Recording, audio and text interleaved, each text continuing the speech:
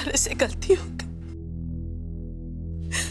जो मैंने थारे को इतने अपशब्द कह दिए। माफ कर दे मैंने।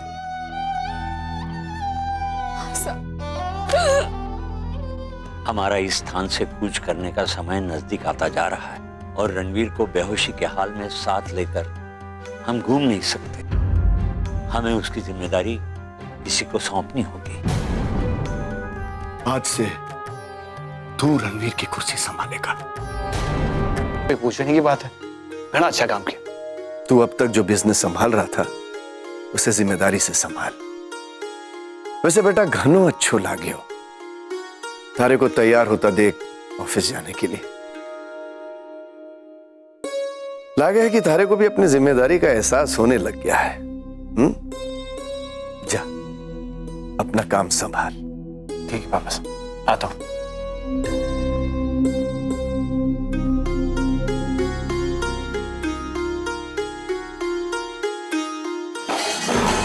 सपना देखते रहो और हकीकत कुछ और हो गया। ये बातें भांजे क्यों गुस्सा हो रहे हो, क्यों तोड़ाफोड़ी कर रहे हो? क्या हो रहा? दीप, पता की बात क्या है? अरे मासा जिस खुशी के मैंने क्या क्या नहीं किया, क्या क्या नहीं किया।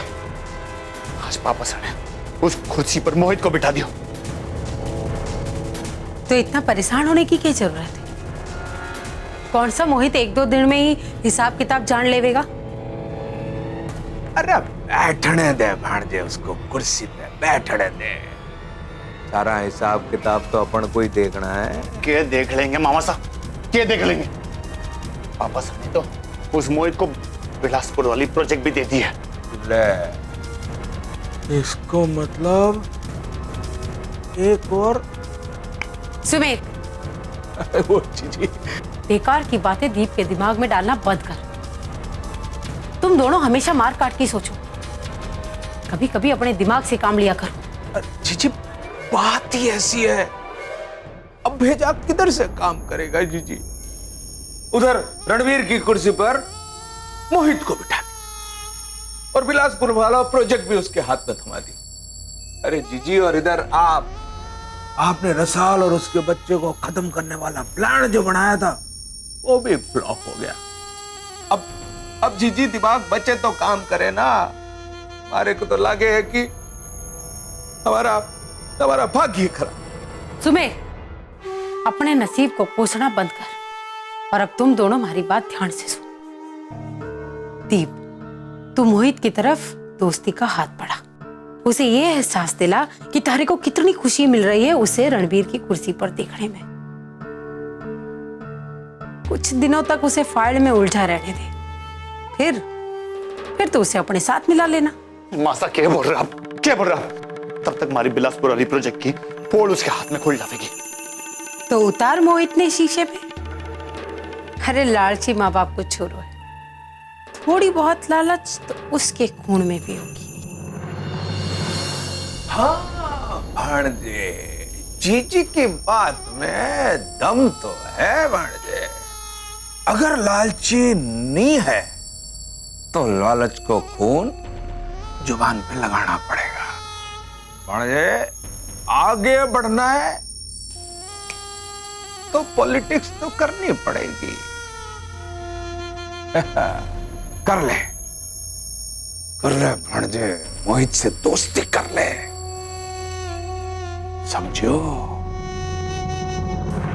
Let's go.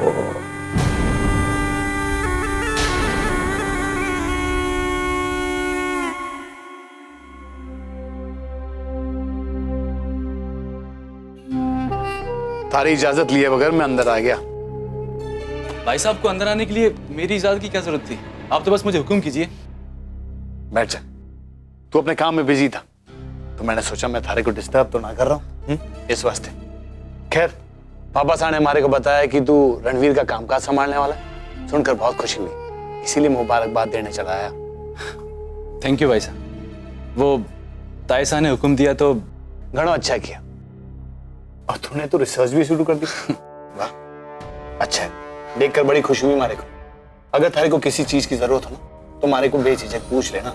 हालांकि पापा साहब ने थारे को जिम्मेदारी दी है, पर हमारा भी फर्ज बने कि मैं थारे को अठे के काम काज तौर तरीके से अवगत कराऊं। जी भाई साहब, आप बिल्कुल सही कह रहे हैं। देख मोहित, इस वक्त घर का जो माहौल है वो ठीक ना है, तो अपने आप को ज्यादा काम में उलझाने की जरूरत ना है। थारे को मुंहमल का, काकी सा का और थारे भाभी सा का ख्याल रखना है। अरे मैं हूं ना, मैं सब संभाल लूंगा और पापा सा को बताऊंगा बिना कि मैं थारी मदद कर रहा हूं। भाई साहब, बस तायसा ने हुक्म दिया और मैंने स्वीकार कर लिया। सच कहूं तो भाई साहब, मैं रणवीर भाई साहब की कुर्सी पर बैठूंगा तो जरूर, और उस पर अपना मालिकाना हक बिल्कुल नहीं जताऊंगा। उस पर तो आपका और रसाल भाभी साहब के होने वाले बच्चे का हक है। मैं तो सिर्फ संभाल रहा हूं, उनकी अमानत समझकर। ये तो मैंने पहले ही सोच लिया था भाई साहब। बड़ा अच्छा लगा थारा विचार सुन के। चालू।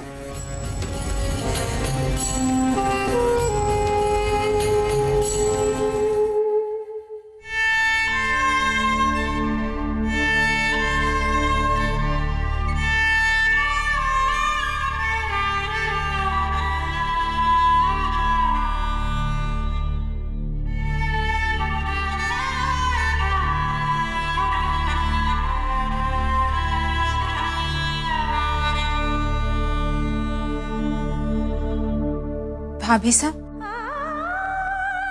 आप कहीं जा रही हैं? अब मैं कथे जाऊंगी। तो फिर आप ये कपड़े क्यों पैक कर रही हैं?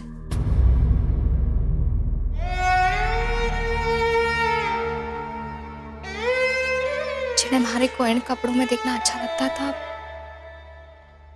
वो ही ना रहे।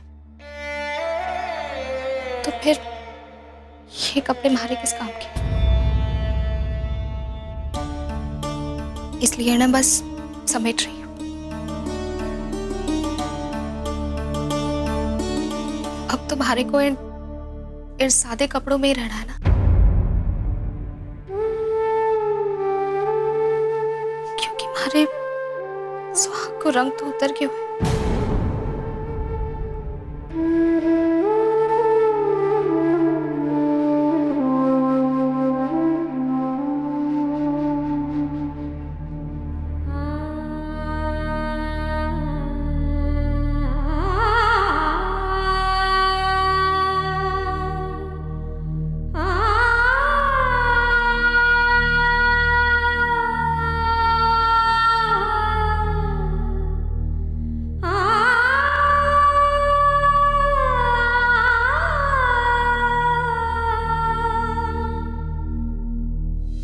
मैं तुमसे वचन चाहता हूं, मुझे और मेरे परिवार को वारिस देने की चाह में तुम खुद को नजरअंदाज नहीं करोगी।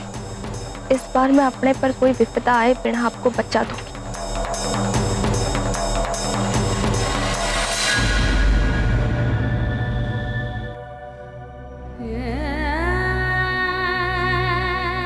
जब मैंने आपको वचन दिया था कि मैं कभी दुखी ना होंगी, तब मैं वहां पढ़ने को नाटक कर रही थी। पर अब हमारी कोख में आपको अंश पल रहे ठाकुर साहब।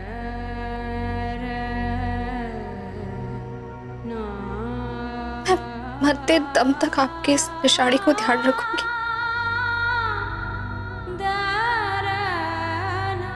आपके होने वाले इस बच्चे को माँ और पिता दोनों को प्रेम दूंगी।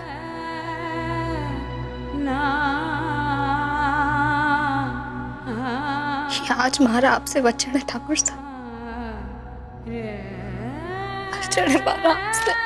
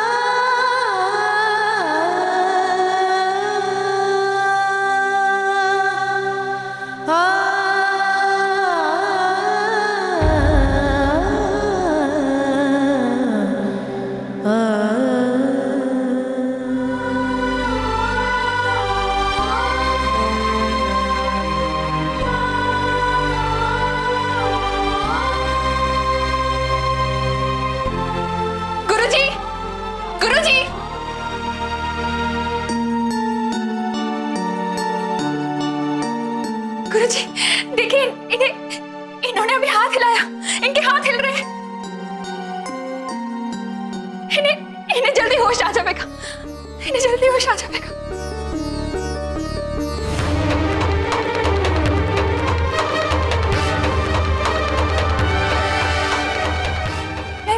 मैं सच कह रही हूँ गुरुजी, इन्होंने अभी अभी हाथ हिलाए थे। हाँ हाँ, जरूर हाथ हिलाया होगा। तुम इसे दवा जो लगा रही थी, शायद तुम्हारे स्पर्श से इसे कुछ महसूस हुआ होगा। सच कहूं रुक्मी, तो हमारी दवाई से ज्यादा तुम्हारी दुआओं का असर है। और वो दिन दूर नहीं जब ये उठकर तुम्हारे सामने आ जाए।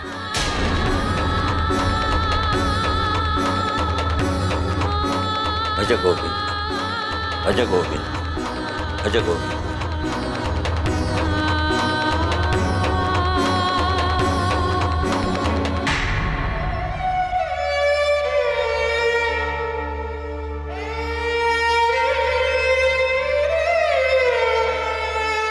पहले अंदाजा लगाओ कि इसके अंदर क्या हो सकता है, फिर खोलने की इजाजत मिलेगी। लो, मारे को बताना होगा। हाँ हाँ, अंदाजा लगाओ, कुछ भी बताओ। बताओ ना ठाकुर सा, क्या है? हार गई। बाल कान्हा। मैं चाहता था कि ये हमेशा तुम्हारी आंखों के सामने रहे, ताकि हमारे आंगन में भी बिल्कुल इनकी तरह बहुत जल्दी एक बाल कान्हा खेले।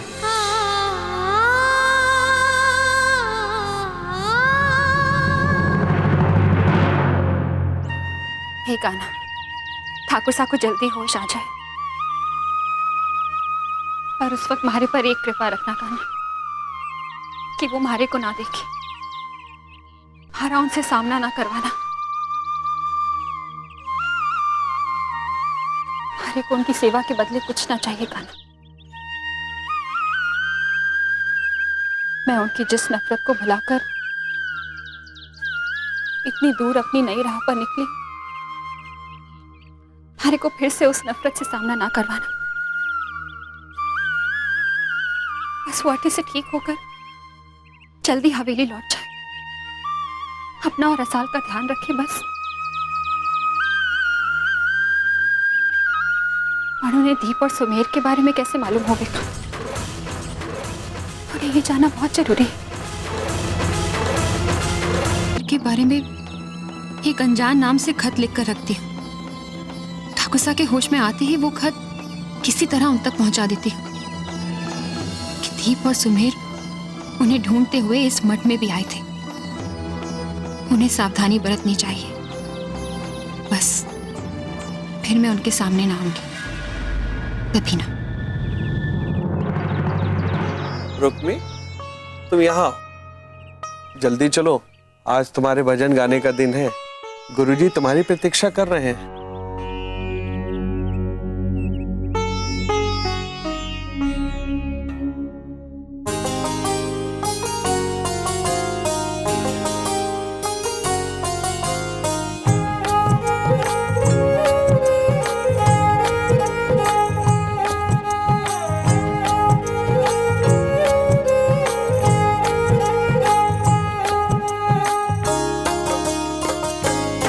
कान्हा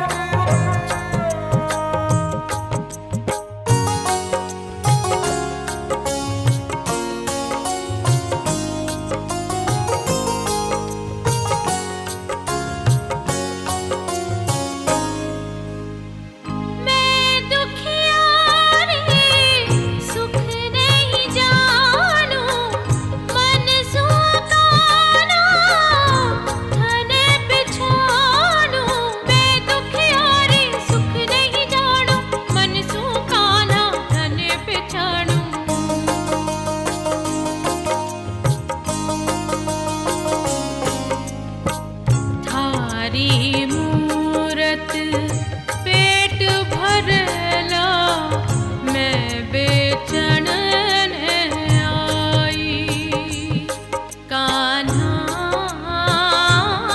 कान्हा।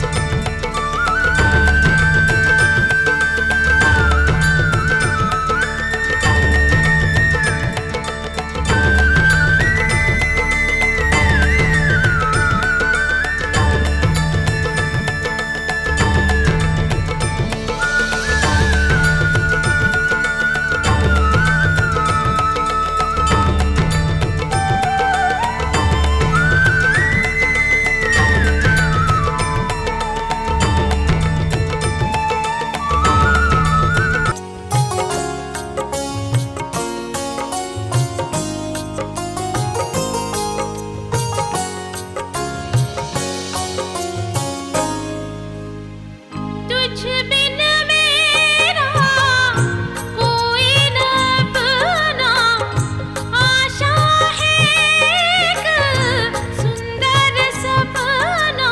तुझ बिन मेरा कोई न अपना आशा है एक सुंदर सपना।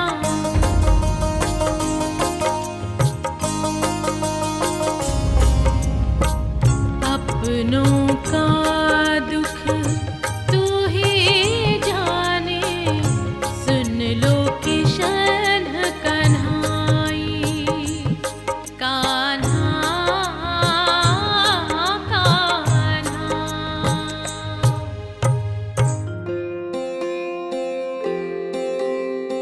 बोलिए कृष्ण मुरारी जी की जय। रास बिहारी जी की जय। बांके कन्हैया जी की जय। भज गोविंदम भज गोविंदम भज गोविंदम। भज गोविंदम।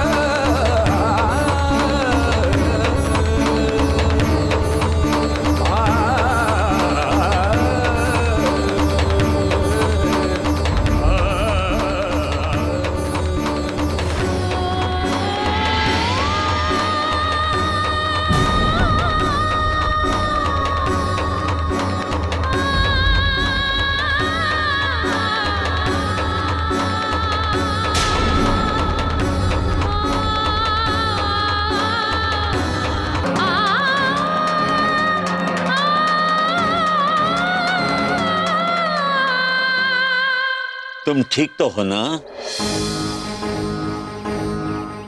आप कौन है? और ये औरत मुझे देखकर भाग क्यों गई? कौन है वो? और ये कौन सी जगह है? मैं यहाँ कैसे आया?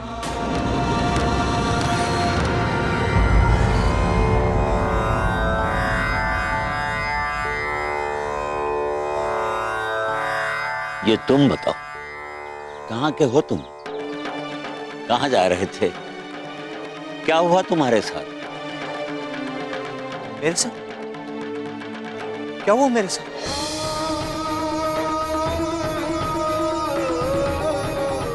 एक नदी में तुम बहते जा रहे थे जख्मी हालत में। किनारे लगे तो एक लकड़हारे की तुम पर नजर गई। वहां से उठाकर वो यहाँ इस मठ में ले आया तुम्हें। कई दिनों से तुम बेहोश थे। कौन हो तुम? क्या नाम है तुम्हारा? नाम? मेरा नाम? क्या नाम है मेरा?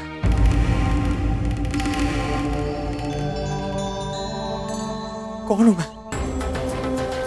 मुझे कुछ याद नहीं आ रहा है गुरुजी। कौन हूं मैं नदी में कैसे बह गया? मैं ये क्या जगह है गुरुजी? मैं यहाँ कैसे आया? मुझे कुछ याद नहीं आ रहा गुरुजी। मैं बताइए ना मुझे, मैं कौन हूँ? कौन हूँ मैं? सत्यव्रत, जाओ।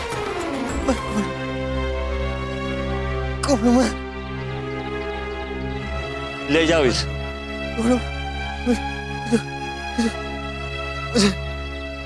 प्रभु की लीला तो वही समझे। रणवीर की जान खतरे से बाहर है, लेकिन वो अपनी याददाश्त खो चुका है। अब हमें इनके घर वालों को इनकी खबर देनी ही होगी। बट गुरुजी, जे हमने इनके घर वालों को बताया तो इनकी जान को खतरा हो सके। आप तो जानो हो ना कि उनके भाई। हाँ, जानता हूं, लेकिन इनके घर में कोई तो ऐसा होगा जो इनकी सच्ची चिंता करता हो, जो इनकी याददाश्त वापस आने तक इनकी रक्षा करेगा। ठाकुर रणवीर अपनी पहचान भूल चुके हैं, तो वो अपने लिए कोई निर्णय नहीं ले सकेंगे। इसलिए ये जिम्मेदारी मुझे ही पूरी करनी पड़ेगी। पर गुरुजी, जे कुछ दिन और ठाकुर साहब अटे ही रह सके तो। मैंने तुमसे पहले ही कहा था रुक्मी, अब कुछ ही दिनों में हमारा यह मठ किसी दूसरे गांव चला जाएगा। फिर रणवीर का क्या होगा? बेहतर यही है कि वो अपने घर अपनों के साथ रहे।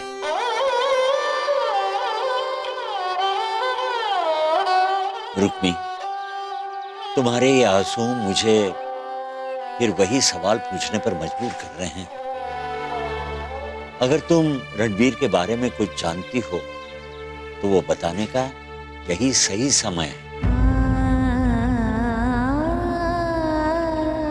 घबराओ मत रुक्मी, सच से बड़ा कुछ भी नहीं। हो सकता है तुम्हारा यह सच रणवीर को उसकी पहचान वापस दिला दे। ठाकुर साहब,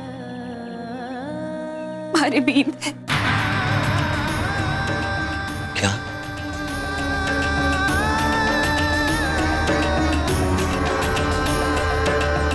अरे नहीं पीना मुझे काढ़ा वाड़ा।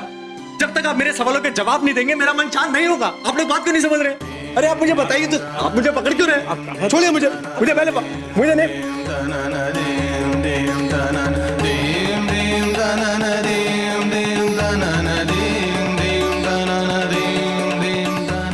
क्यों जबरदस्ती कर रहे हैं आप लोग? मुझे बता क्यों नहीं रहे कि मैं कौन?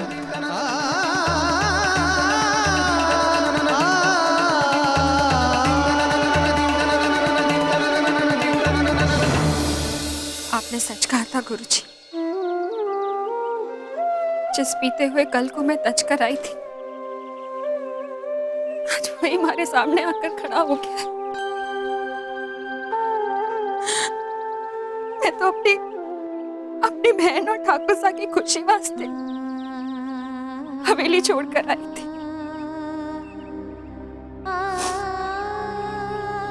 पर शायद भाग्य को कुछ और ही मंजूर था। भगवान जो भी करते हैं अपने भक्तों के भले के लिए ही करते हैं। चिंता मत करो रुक्मी, हो सकता है हमारे यहां से दूसरे गांव जाने से पहले भगवान ठाकुर रणवीर की याददाश्त वापस सौंप दे। तब तक वो यहां इसी मठ में रहेंगे, भगवान की शरण में।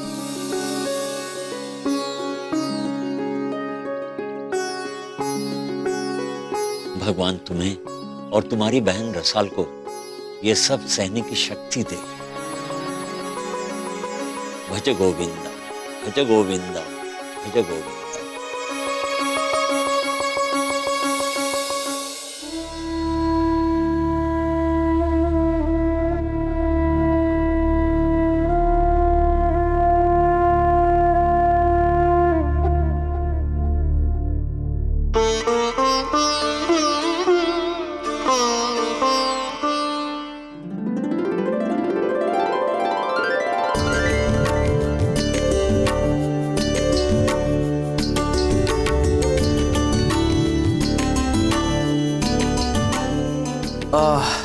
सॉरी, थोड़ी देर हो गई।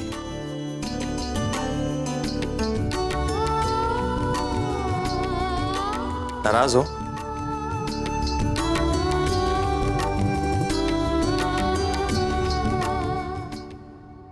बात नहीं करोगे? अगर मैं कान पकड़ लूं तो भी नहीं? अब आपकी बातों से मारो कार्जो पिघलने वालों ना है। मैंने कहा था कि घर जल्दी आ जाना, हमारे को बाजार जानो है चूड़ियां लाने, पर हमारे वास्ते तो आपके पास समय ही ना है ना? अरे इतनी सी बात, कल चले जाएंगे ना। और तब तक के मैं हाथ ऐसे ही रखूं इतनी सी चूड़ियों से भरे? इतना गुस्सा? अच्छा मुझे एक बात बताओ, तुम्हारी ये चूड़ियां बार बार टूट कैसे जाती हैं?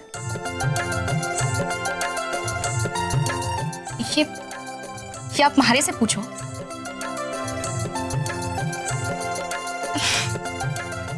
आपसे तो ठीक से लड़ना भी मुश्किल। तो मत लड़ा करो ना।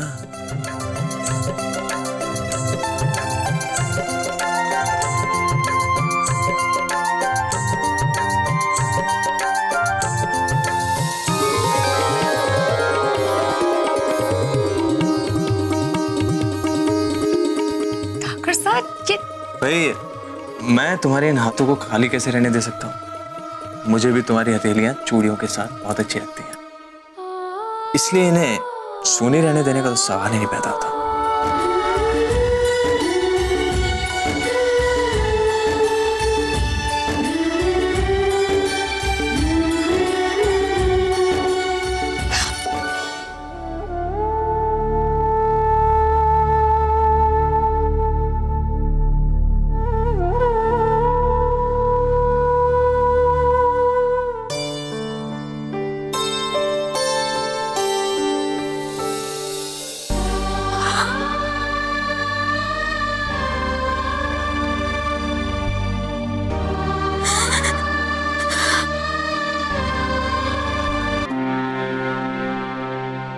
अब कैसे लग रहा है?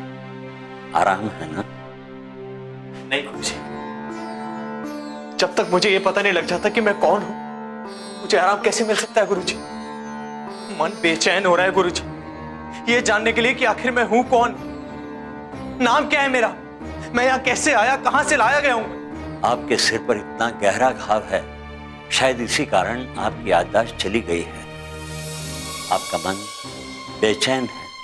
भगवान की कृपा से धीरे धीरे आपको सब याद आ जाएगा ठाकुर। भज गोविंदम, भज गोविंदम। एक मिनट गुरुजी, आपने मुझे ठाकुर क्यों कहा? आप जानते हैं कि मैं ठाकुर हूं? जब आपको यहाँ लाया गया था, आपकी हालत बहुत गंभीर थी, जख्मी हालत, खून से लथपथ, लेकिन उस अवस्था में भी आपके चेहरे पर एक तेज था। वो ये बता रहा था कि आपका जन्म किसी बड़े खानदान में हुआ होगा। और जब से आपको होश आया, मैंने देखा कि आपके बात करने का ढंग, आपका दिल डोल बिल्कुल ठाकुरों जैसा है। चिंता मत करो, भगवान की शरण में आए हो, वो सब ठीक कर देंगे। हम सबसे, आपसे भी ज्यादा भगवान को आपकी चिंता है। शायद इसी कारण आपकी सेवा के लिए रुक्मी जैसी देवी को आपसे पहले यहाँ भेज दिया। रुक्मी ने मन से आपकी सेवा की है। ये सब उसी की देखभाल का नतीजा है कि आज आप अपने पैरों पर खड़े हैं, चल फिर रहे हैं। भज गोविंदम, भज गोविंदम। रुक्मी ने मन से आपकी सेवा की। ये सब उसी की देखभाल का नतीजा है कि आज आप अपने पैरों पर खड़े हैं।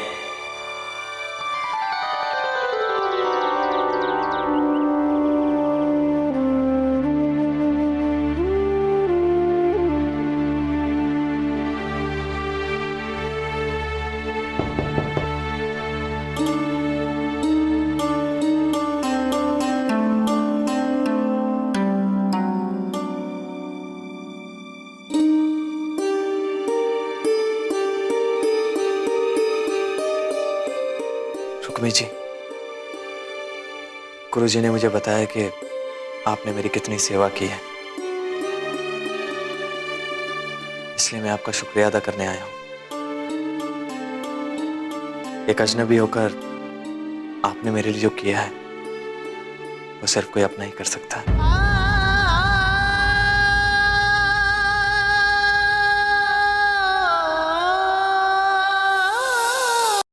आपने मेरे लिए जो किया है वो सिर्फ कोई अपना ही कर सकता है।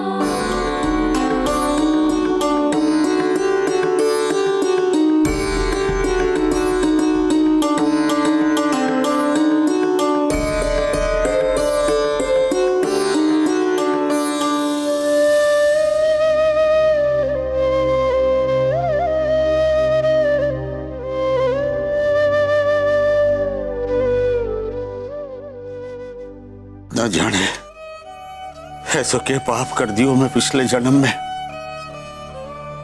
जे मारी छोरिया के भाग में इतनो घणो दुख लिख दियो।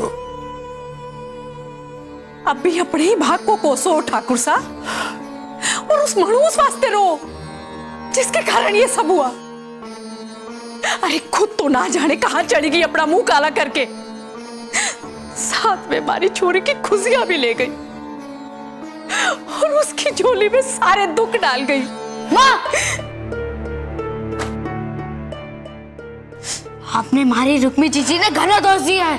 अब तो चली भी गई, अब तो उन्हें बुराई करना छोड़ दो। बस अब तू ही रह गया था बोलने वाला। हर वक्त किसु बेटा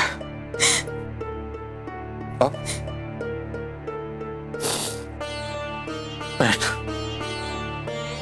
मत रो बेटा, कोई थारी रुक्मी जीजी ने कुछ ना के मेगो।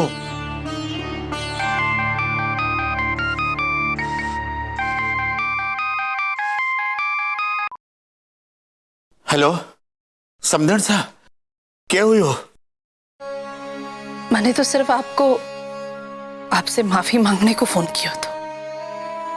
अपने रणबीर के चले जाने को सदमो मारे को बावड़ी बढ़ा क्यों। मैं जानू आप पर क्या बीत रही है।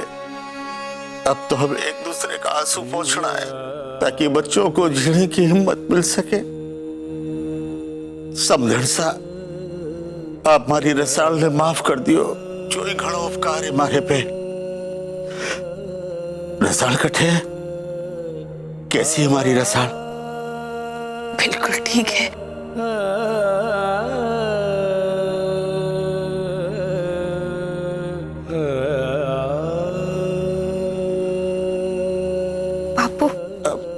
रसाल अरे चोरी तो ठीक तो है ना?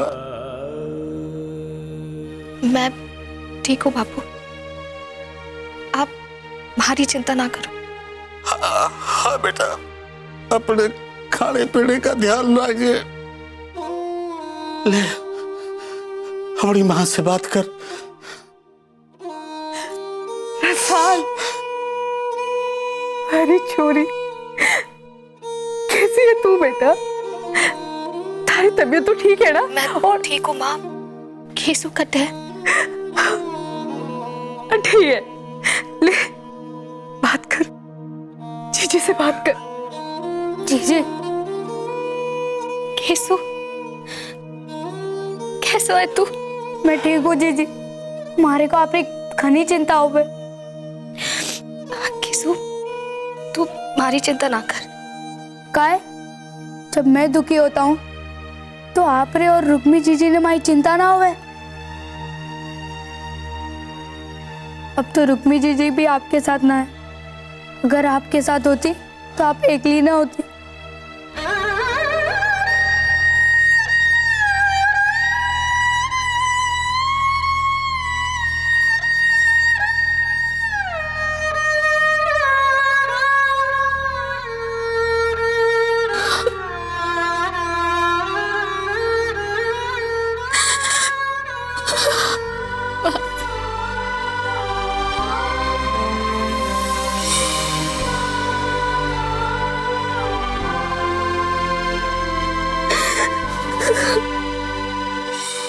जे कमल सास होते हुए भी इस तरह। रसाल की हालत कमल के प्रेम से सुधर गई तो इस हवेली का वारिस बिना किसी रुकावट के आ जाएगा और फिर घनी देर हो जाएगी। ना ना, हारे को कुछ करना होवेगा।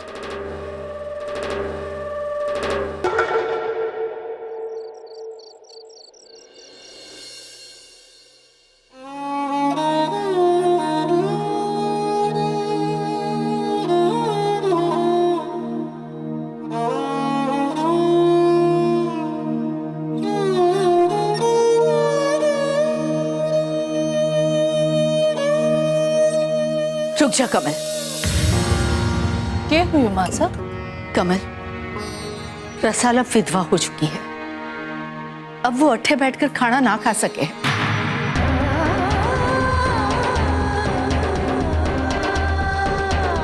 उसे विधवाओं की तरह जमीन पे बैठ के खाना खाना होवेगा। यही प्रथा होवे है।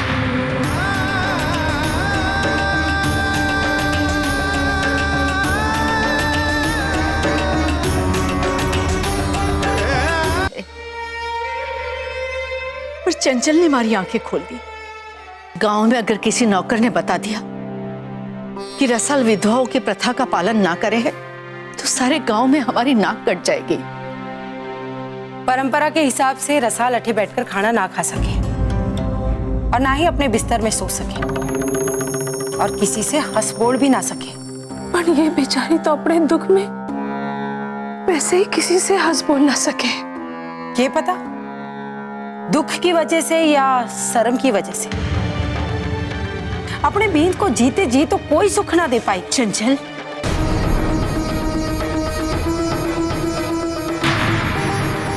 और कमल, मेघ भाईसा के जाने के बाद शोक विदाई तक तूने भी तो सारी परंपराओं का पालन किया था। पर जीजी, हमारी बात और थी। रसाल तो अभी बच्ची है। पर विधवा है। रसाल इस हवेली की सारी परंपराओं का पालन करेगी। ताईसा, परंपरा अपना फर्ज निभाने के लिए बनाई गई हैं और बींदनी होने के साथ साथ रसाल भाभी साहब माँ भी बनने वाली हैं। इस होने वाले बच्चे के प्रति भी उनका कोई फर्ज है। शोक बिनाई तक नीचे बैठकर खाना, जमीन पर सोना, वो भी इस हालत में। अगर ऐसे में बच्चे को कुछ हो गया तो क्या तब भाईसा की आत्मा को शांति मिल पाएगी? बस मुंह मत। थारे को कोई अधिकार ना है हमारे रीति रिवाजों के बारे में बात करने का। और वैसे भी कभी भी थारे को इन परंपराओं पर विश्वास ना था। पढ़ी लिखी छोरी है ना तू, तभी तो तूने इस हवेली की परंपराओं को खूंटे से टांगकर अपने परिवार की मर्जी के खिलाफ ब्याह किया। और क्या हासिल हुआ ब्याह करके? अपने बीत की मान मर्यादा तू के समझेगी? जे समझती होती तो उसे अपने सासरे से कभी अलग ना करती, इकलौते छोरे को अपने माँ बाप से कभी दूर ना करती। चंचल, ये मूमल को अपनो घर है, इसका आज भी अटे उतना ही अधिकार है जितना ब्याह से पहले तो। समय बदल रहे हो है, अब पहले जैसा कुछ ना रहे हो। क्या गलत कह रही है छोरी? आप इस गांव के ठाकुर सा हैं, आपका मान है। आपके मुंह से बदलाव की बात सुनकर आपकी जनता ये ना कहे कि जब अपने घर परिवार की बात आई तो ठाकुर सा की हवेली से स्वार्थ और बदलाव की हवाएं चलने लगी। अरे गांव में और विधवाएं भी तो हैं। अगर हैं तो ये बदलाव उनके लिए भी। अपनी हर प्रथा को पालन करूंगी। और भाभी साहब, मैं एक विधवा हूँ मूमल, और अब एक विधवा की तरह ही जीऊंगी।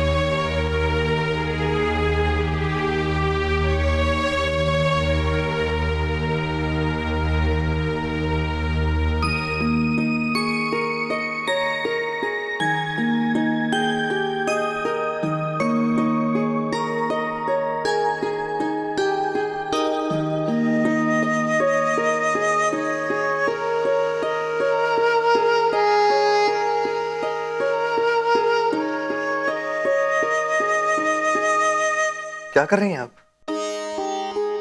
आपके वास्ते एक और कंबल निकाल देती हूँ, आज घनी सर्दी है ना।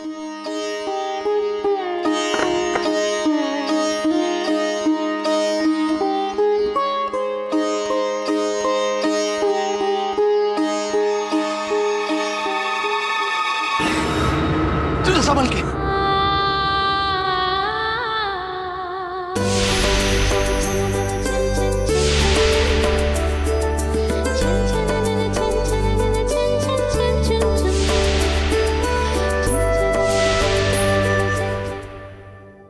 ठाकुर साहब,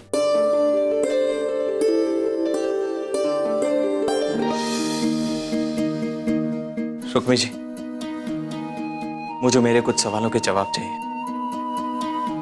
आप मेरी इतनी सेवा क्यों करती हैं?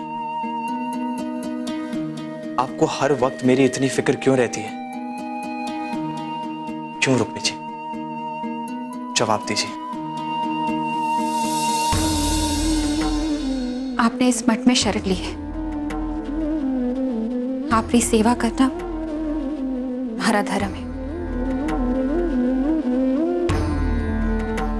आप जितनी जल्दी अच्छे हो जाए उतना ही अच्छा है आपके वास्ते,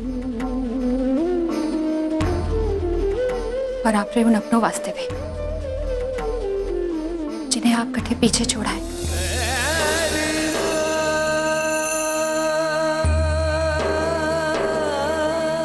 इससे ज्यादा और कुछ जरूरी ना है जानना। अगर जानना ही है तो अपने अतीत के बारे में जानने की कोशिश कीजिए। जानने की कोशिश कीजिए कि आप कौन हैं, कहाँ से आए हैं, क्या पहचान है आपकी।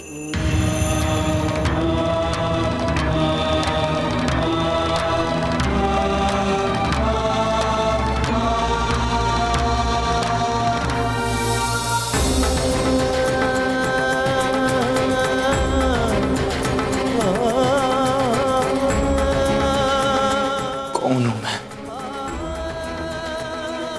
कहां से आया, मेरा घर कहां है, परिवार कहां है, कुछ याद नहीं आ रहा मुझे। क्यों कुछ याद नहीं आ रहा मुझे, क्यों कुछ याद नहीं आ रहा, क्यों?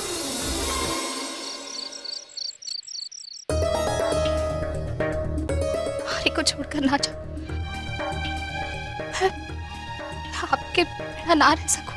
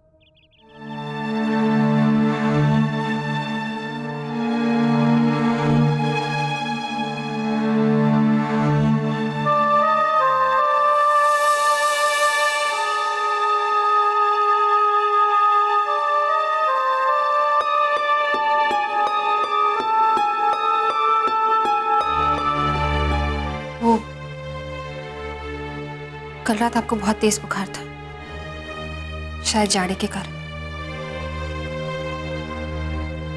आपको कैसे पता चला कि मुझे बुखार है?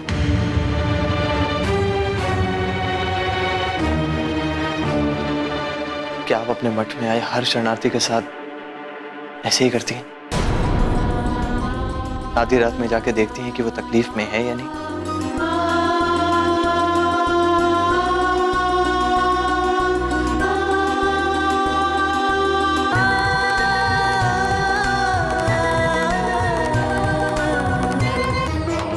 आपको मेरी इतनी फिक्र क्यों रहती है?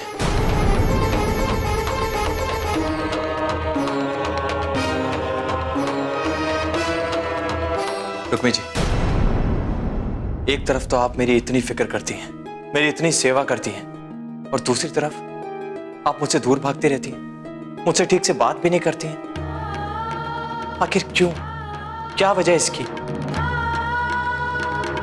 हमारा प्रार्थना करने का समय हो रहा है।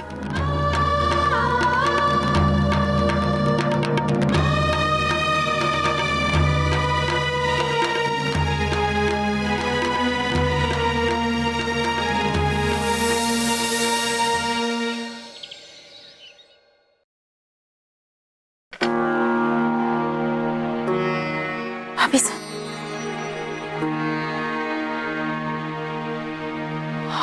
तेज बुखार है।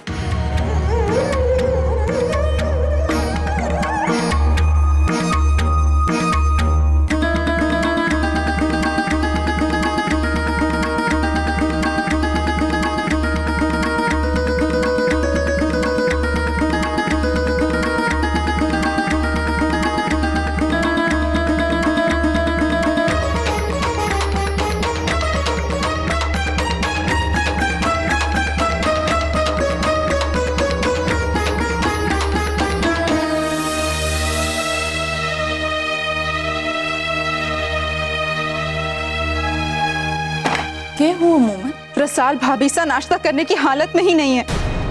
उसके लिए नाश्ते की प्लेट पटकने की क्या जरूरत थी? बुखार से तप रही है वो।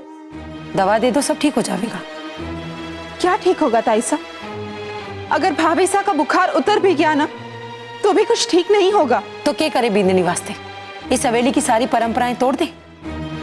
और थारे से ये सब करने के लिए किसने कहा? कल तो सबके सामने रसाल ने इतना बड़ा मुंह खोल के बोला था कि मैं विधवा होने की सारी रस्में निभाऊंगी। फिर एक ही रात में क्या हुआ? बदल गई और अब थारे हाथ में तलवार देकर भेजो है। अपने वास्ते सारे ऐसो आराम वापस पाने को ये अच्छो भाणो ढूंढियो है। भाभी सा ने मुझसे कुछ नहीं कहा ताईसा। वो तो ये तक नहीं जानती कि मैं उनके लिए नाश्ता लेकर गई थी। ये किस तरह की जानलेवा प्रथाएं हैं जिसमें एक मरे हुए आदमी की आत्मा की शांति के लिए एक जिंदा औरत को जीते जी मारा जा रहा है। उमर, अब थारे दिल में भी अपने मरे हुए भाई साहब के लिए कोई मानना है, मान है और प्यार भी। इसलिए मुझे भाभी सा को देखकर तकलीफ हो रही है, ये सोचकर कि भाभी सा को इस हालत में देख के रणवीर भाई साहब को कितनी तकलीफ हो रही होगी। भाभी सा के पेट में रणवीर भाई साहब की आखिरी निशानी है। ये सब उसी के वास्ते किया जा रहा है, रणवीर के सम्मान के वास्ते।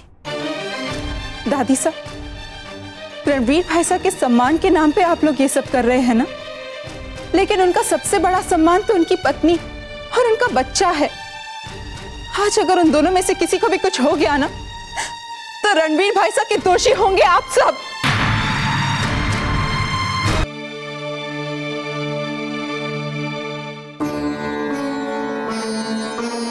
रहने दे, तने बुखार आया हुआ है ना? हाँ? चल उठ, अपने बिस्तर पे लेट।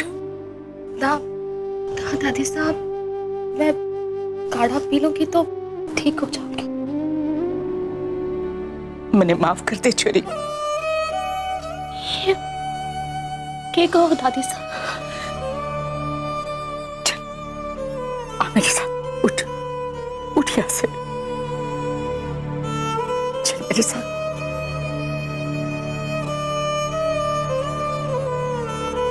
बैठ।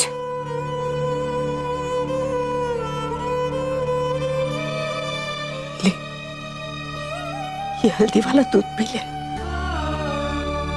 ले बेटा।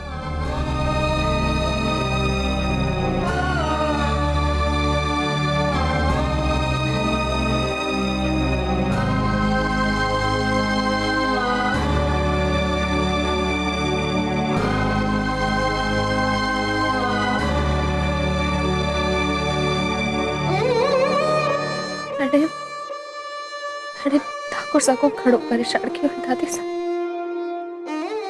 और अपनी बेंदनी और होने वाले बच्चे को परेशान होते दे। रणवीर परेशान न होवे को के प्रथाएं निभाकर अपनी बेन की आत्मा को शांति देना ही बिंदनी को धर्म ना होवे। उसको सपनों पूरो करनो भी बिंदनी को कर्तव्य होवे। और ये बच्चों थारो और रणवीर को सपनों है।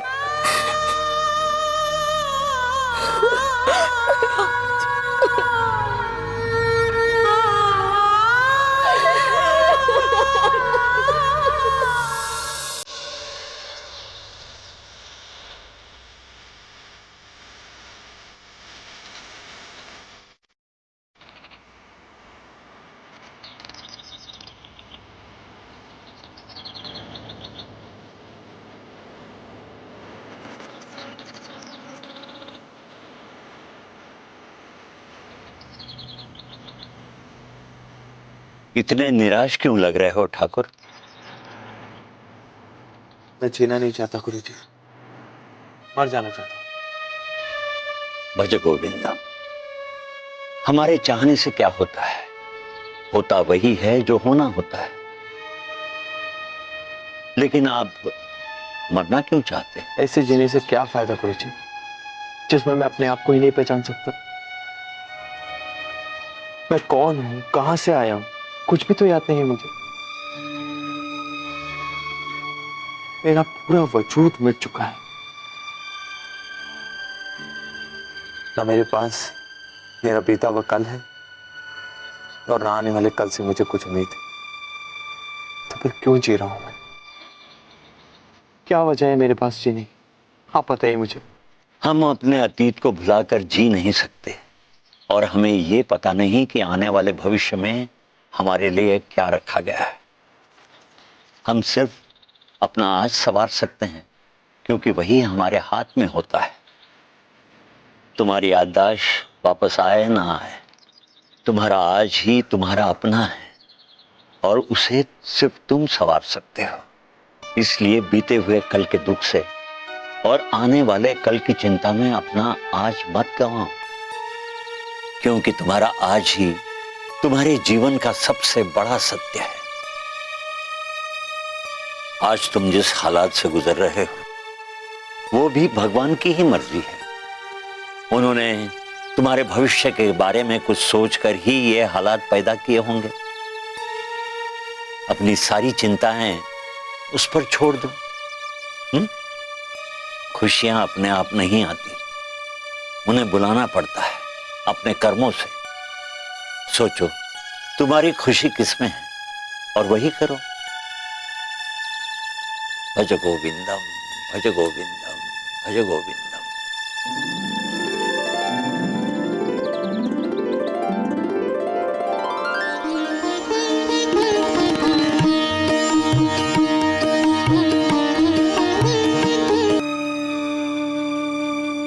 वो अपने कमरे में आराम कर रहे हैं। कल रात उन्हें बहुत तेज बुखार था। मन अशांत हो तो शरीर पर असर हो ही जाता है। उनका मन अशांत है? उन्हें इस बात से निराशा हो रही थी कि उन्हें अपने अतीत के बारे में कुछ भी याद नहीं आ रहा है। इसलिए उन्हें ऐसे लग रहा था कि उनके जीने का कोई अर्थ ही नहीं। कह रहे थे कि उनके बीते हुए कल के बिना उनका आज किसी काम का नहीं है। तुम्हें क्या लगता है रुक्मी, रणवीर अपने अतीत को लेकर इतना बेचैन क्यों है कि उनकी जीने की इच्छा ही खत्म हो गई? मैंने तो उनके अतीत को लेकर कोई सवाल नहीं किया था। मैंने किया था गुरुजी। मैंने उनसे कहा था कि वो अपने दिमाग पर जोर डालकर ये याद करने की कोशिश करें कि वो कौन है।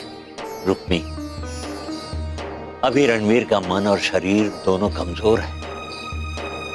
ऐसे में बीती बातों को याद करके दिमाग पर जोर डालना उनके लिए हर तरह से घातक हो सकता है। निराशा से उनका मनोबल हमेशा के लिए टूट सकता है और अगर ऐसा हो गया तो कोई उनकी मदद नहीं कर पाएगा। इस समय रणवीर कोरे कागज की तरह है। उनका आज ही उनके लिए आशा की किरण है और यह आज उन्हें जो खुशी देगा वही उन्हें जीने की उम्मीद दे सकता है। ये मठ तुम रणवीर का वर्तमान हो, इसलिए यह हमारी जिम्मेदारी है और खासकर तुम्हारी जिम्मेदारी है कि ठाकुर खुश रहे, उनका मन शांत रहे। जितना वो परेशानियों से दूर रहेंगे उतने ही जल्दी वो ठीक हो जाएंगे।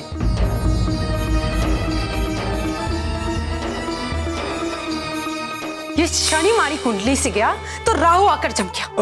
कौन सो राहु जी? जो मूमल, ये मूमल मास्टर नहीं बनके सबको परंपराएं तोड़ने का सबक देवे। पहले तो रसाल की रक्षा वास्ते वो रुक्मी हमेशा तैयार रहती थी और अब ये मूमल पहरेदार नहीं बनके उसकी रक्षा करे। जब जीजो सा ने मुमल को अनुमति दे दी तो मने लाग्यो हमारो काम तो खत्म। नहीं सुमित, मैं इतनी आसानी से ये खेल खत्म ना होने दूंगी। उस मुमल की वजह से रसाल को सारे ऐशो आराम वापस से नसीब हो गए और विधवा प्रथा रसाल के माथे पर मड़कर उसके पेट में पल रहे बच्चे को मारने की नीति भी फेल हो गई। और मैं चुप ना बैठने वाली हूँ। बस मारे हाथ कोई ऐसी कड़ी लग जाए जिससे मैं मुमल का मुंह हमेशा वास्ते बंद कर दूं। अरे अरे जीजी, आपरो यो काम तो दीप भाणजे ने पहले से ही आसान कर दियो है। हमारे प्यारे जमाई सा मोहित वो खुद यो काम करेगा। बस एक बार मोहित दीप भाणजे की बात मान ले, उसको मुंह खुद ब खुद बंद हो जाएगा, समझो।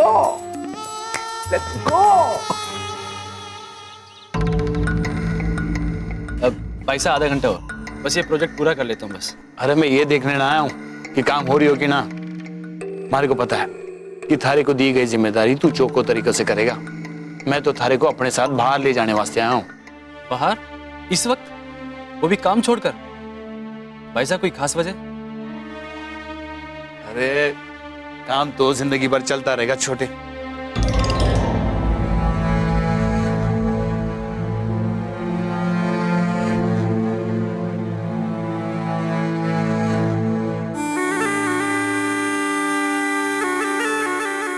आपको रणवीर भाई साहब की याद आ रही है ना? मुझे भी ऐसा लगता है जैसे वो कुछ ही देर में आएंगे। हमारे को भी ऑफिस में रणवीर के बिना कुछ न सोचा, इसलिए बिना सोचे समझे हमारे मुंह से छोटे निकल गया। रणवीर भी इसी तरह काम किया करता था, अपने साथ साथ हमारी भी जिम्मेदारी वही निभाता था। वो सिर्फ हमारा भाई ना था, हमारा दोस्त था। मैं उसके साथ अपने मन की सारी बातें बांट सकता था। आज हमारे को छोटे की बहुत याद आ रही, तो सोचा किसके साथ अपना दुख बांट सकूं। फिर हमारे को ध्यान आया कि तू भी हमारी तरह दुखी है, अपने माँ बाप से दूर होने का दुख बांटने से कम हो गया। चल आजा, चलते आजा। भाई साहब काम अधूरा छोड़कर? अरे काम की चिंता तू ना कर, इतने सारे लोग हैं, कोई ना कोई कर लेगा। और पापा से की चिंता ना कर, उन्हें कुछ पता नहीं चलेगा। चल तो सही। नहीं भाई साहब, मैं अपने काम के साथ काम चोरी नहीं कर सकता। और वैसे भी जिम्मेदारी तायसा ने मुझे सौंपी है, मैं उसे झूठ नहीं बोल सकता। और अपनी प्रॉब्लम्स किसी के साथ शेयर करना मुझे अच्छा नहीं लगता। आई एम सॉरी भाई साहब।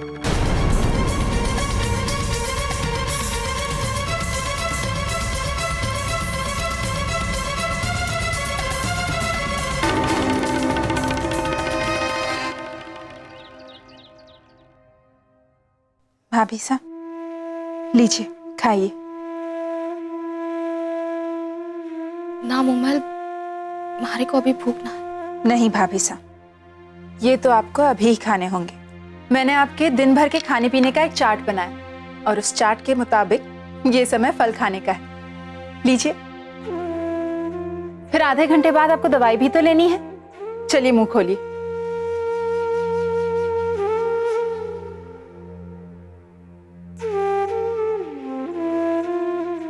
आप बार बार वही सोचती रहेंगी तो फिर ठीक कैसे होंगी आप? क्या बात है, आप इतनी परेशान क्यों लग रही हैं? हमारे को बड़ी चिंता हो रही है। किस बात की? दादी साड़े मारे को एक पोथी दी थी और कहा था कि भगवान के सामने दिया जलाकर मैं जाप जोर से करूं ताकि हमारा बच्चा इसे हमारी कोख में सुन सके और इस जाप की शक्ति उसे सुरक्षित रख सके। पर मुमल, अब तो सोख पड़ाई तक मैं मंदिर में ना जा सकूं।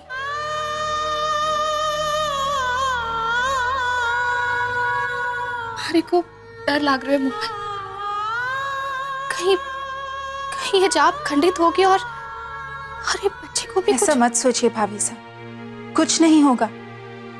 आप जाप करना चाहती हैं ना, तो चलिए मेरे साथ। ना मोमल, मारे को फिर एक बार मारी जिद के कारण किसी को काटजो ना दुखाणवा। किसी प्रथा को तोड़कर मैं ठाकुर सा को अपमान ना करना चाहूं, और मैं ये भी ना चाहूं कि तुम्हारे वास्ते घर वालों से झगड़ो मोल ले। भाभी साहब, मैं किसी से कोई झगड़ा नहीं करूंगी। आप चलिए मेरे साथ। आप चाहती हैं ना कि आपका क्रम नहीं टूटे और आपका बच्चा रोज की तरह जाप सुने, तो चलिए मेरे साथ। कैसे? आप चलिए भाभी साहब।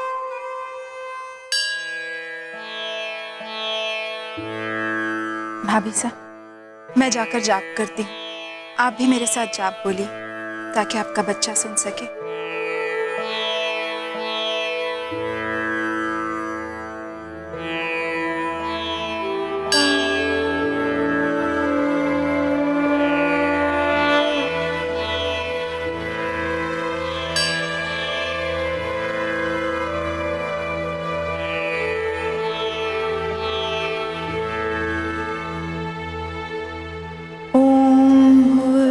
भुवस्वः तत्सवितुर्वरेण्यं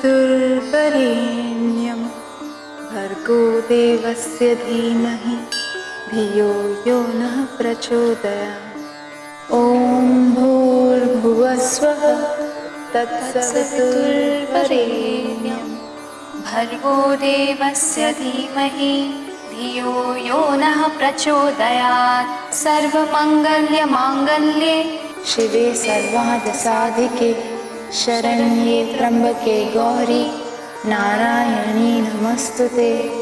या देवी सर्वभूतेषु शक्तिरूपेण संस्थिता नमस्तस्यै नमस्तस्यै नमस्तस्यै नमो नमः।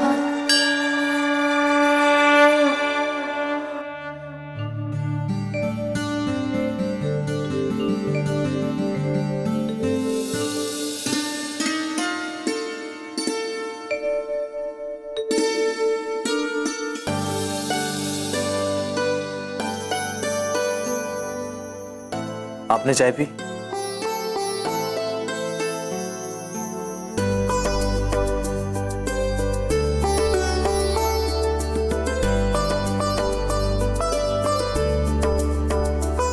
ले लीजिए।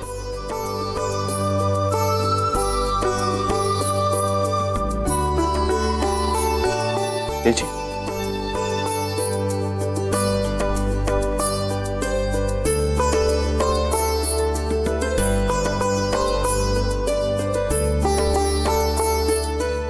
अरे, आप खड़े खड़े क्यों पी रही हैं? बैठ जाइए ना।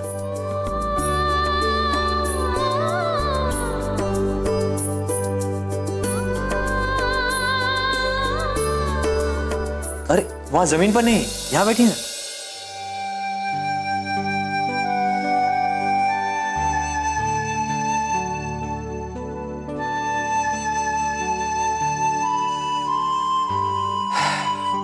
ठीक है, तो मैं भी यहीं बैठ जाता हूं।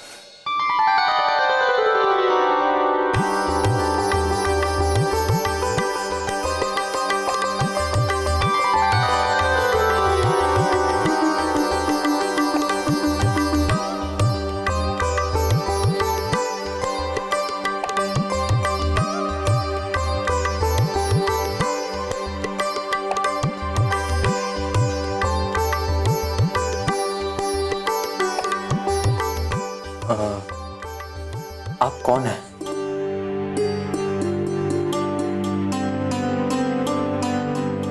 जी,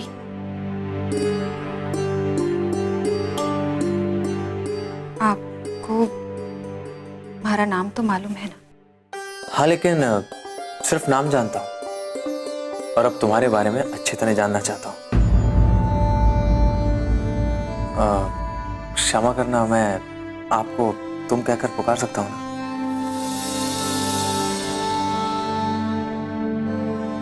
तुम कौन हो, कहां से आई हो और इस मठ में क्या कर रही हो?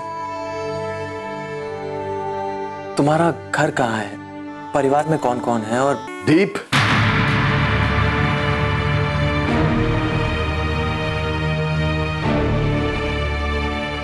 तन्ने सप्लायर्स को आज तक पैसा काहे नहीं दिया? ऑफिस से तो तूने पिछले हफ्ते ही पेमेंट करने वास्ते एडवांस उठाए हो तो पापा वो हमारे पास तन्ने पता है ना कि अगर एडवांस ना पहुंचेगो तो फैक्ट्री में कच्चा माल ना आवेगा और सिंगापुर का ऑर्डर अगले हफ्ते तक भेजनो ही है। रणवीर के सोग में हमारा काम में मन न थो, पण थारा के है, कब उठाएगा तू अपनी जिम्मेदारी? पापा साहब मैडम अभी तू मन ने ये भरोसा दिलाने की कोशिश ना कर कि रणवीर का जाने का दुख थारे को भी है। थारे को अपने परिवार से कितना प्रेम है ये मैं अच्छी तरह से जानू हूं। तन्ने तो सिर्फ भाना चाहिए काम चोरी करने वास्ते, और कितना नुकसान करवाएगा तू दीप? पहले रणवीर तो और अब मोहित है। 2 दिन में वो छोरा काम सीख गया है, धंधे की नस पकड़ ली है उसने, और तू अभी तक सिर्फ चेक पर दस्तखत करना सीखियो है। ऐसा ना है ठाकुर साहब, दीप अभी कचहरी जा ही रही हो तो। तू इसकी हर गलत बात पर तरफदारी ना किया कर चंचल। अगर इसे जिम्मेदारी की समझ होती तो ये अठे ना होता, ऑफिस में होता। ये आधा दिन निकल गया है और कुंवर सा आराम कर रहे हैं। पिछले हफ्ते तूने मारे से कहा था ना कि पापा साहब देखो मैं घनों काम करूंगा, रणवीर और मारा काम अकेला ही संभालूंगा। केवल खोखली बातें। आज तन्ने साबित कर दिया कि थारे जैसे इंसान कभी नहीं सुधरेंगे, कभी नहीं। अभी मोहित भी रणवीर की तरह वापस आके सामने हमारे को गेड़ो साबित करेगा।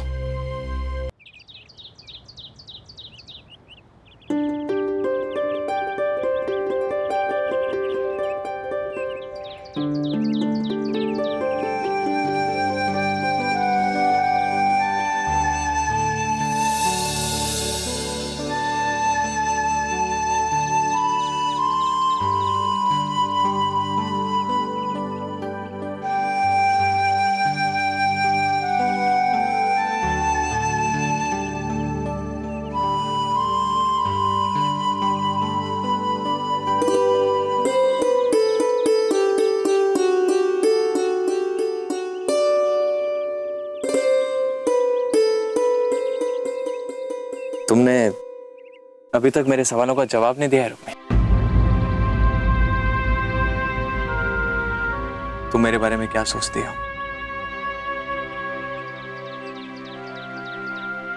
जानकर क्या करोगे? तुम मैं अपना आज ढूंढूंगा।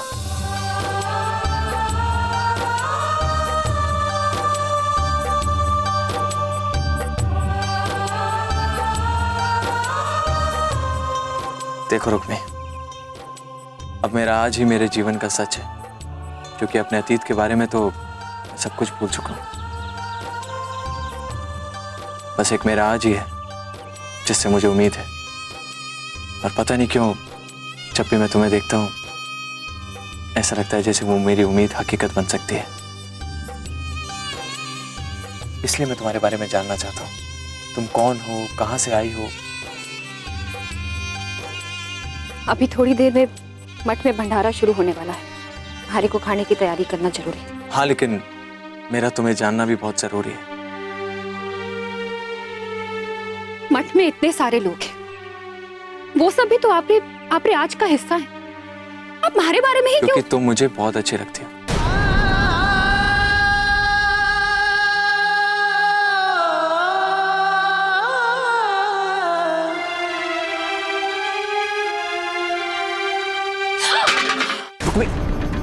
इधर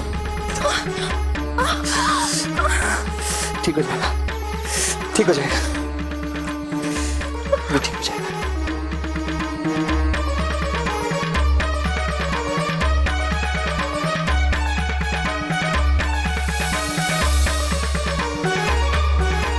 अरे मुंह में जबान नहीं है क्या?